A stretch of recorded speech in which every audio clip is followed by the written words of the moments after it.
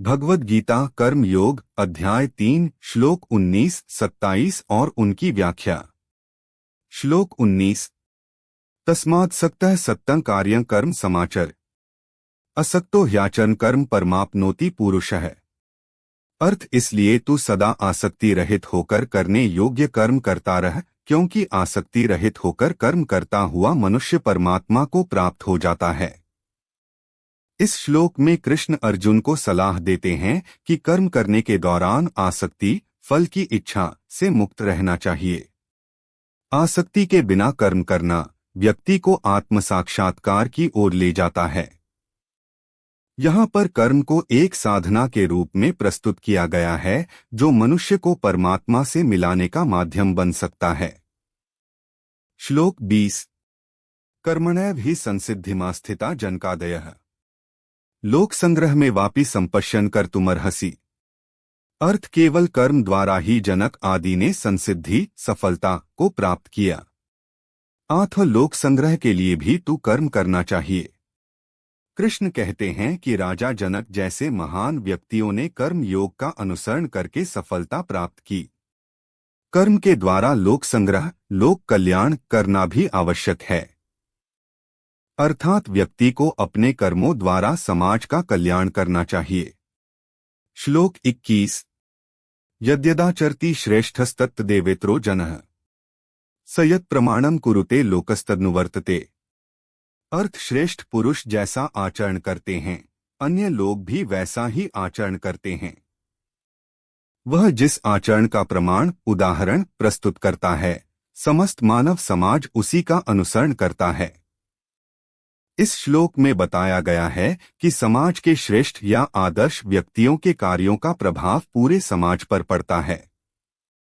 इसलिए श्रेष्ठ व्यक्तियों का कर्तव्य है कि वे समाज के लिए एक आदर्श प्रस्तुत करें। श्लोक 22। न मे पार्थास्ति कर्तव्यं त्रिषु लोकेषु किंचन नान्वाप्तं वाप्तव्यं वर्त एव च कर्मणि। अर्थ है पार्थ, तीनों लोकों में मेरे लिए कुछ भी कर्तव्य नहीं है और न कुछ अप्राप्त है, फिर भी मैं कर्म में ही तल्लीन रहता हूँ। भगवान कृष्ण यहाँ पर अर्जुन को बताते हैं कि उन्हें तीनों लोकों में कुछ भी प्राप्त करने की आवश्यकता नहीं है, फिर भी वे कर्म करते हैं। यह कर्म योग का उच्चतम आदर्श है, जिसमें स्वार्थ रहित होकर कर्तव्य पालन का महत्व बताया गया है। श्लोक 23। यदि ह्येह न वर्तेयं जातु कर्मण्यतन्द्रितः मम वर्तमानुवर्तन्ते मनुष्याः पार्थ सर्वशः। अर्थ यदि मैं सतत और निरंतर कर्म में तत्पर न रहूं तो हे पार्थ, सब लोग मेरे मार्ग का अनुसरण करेंगे।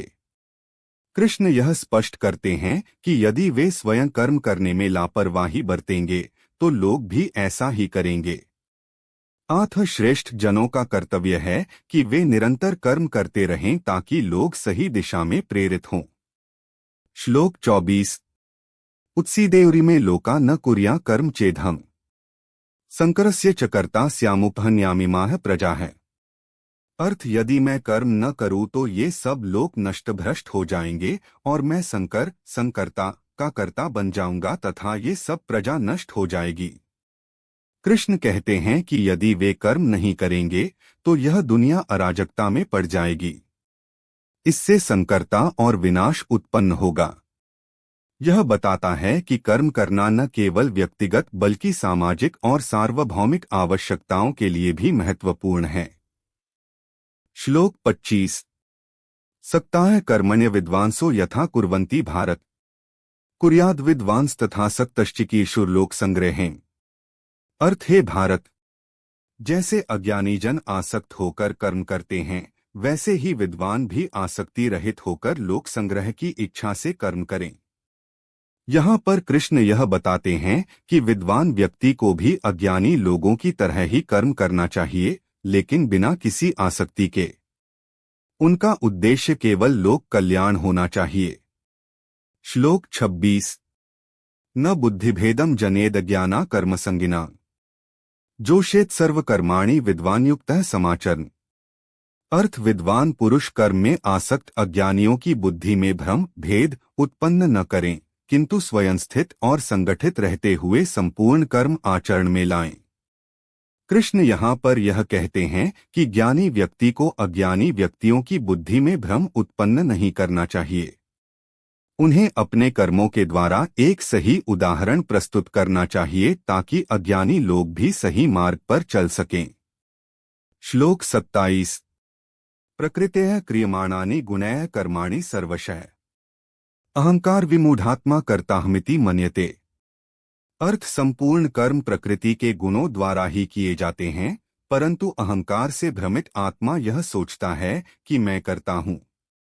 इस श्लोक में कहा गया है कि सभी कर्म प्रकृति के गुणों द्वारा ही संपन्न होते हैं, लेकिन अहंकार में लिप्त व्यक्ति सोचता है कि वही करता है।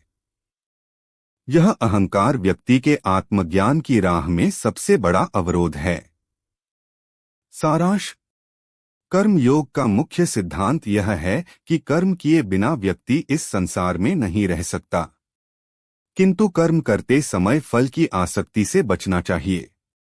ज्ञानी और श्रेष्ठ जनों का कर्तव्य है कि वे अपने कर्मों के द्वारा समाज के लिए एक आदर्श प्रस्तुत करें। कर्म का अंतिम उद्देश्य लोक कल्याण और आत्म साक्षात्कार होना चाहिए।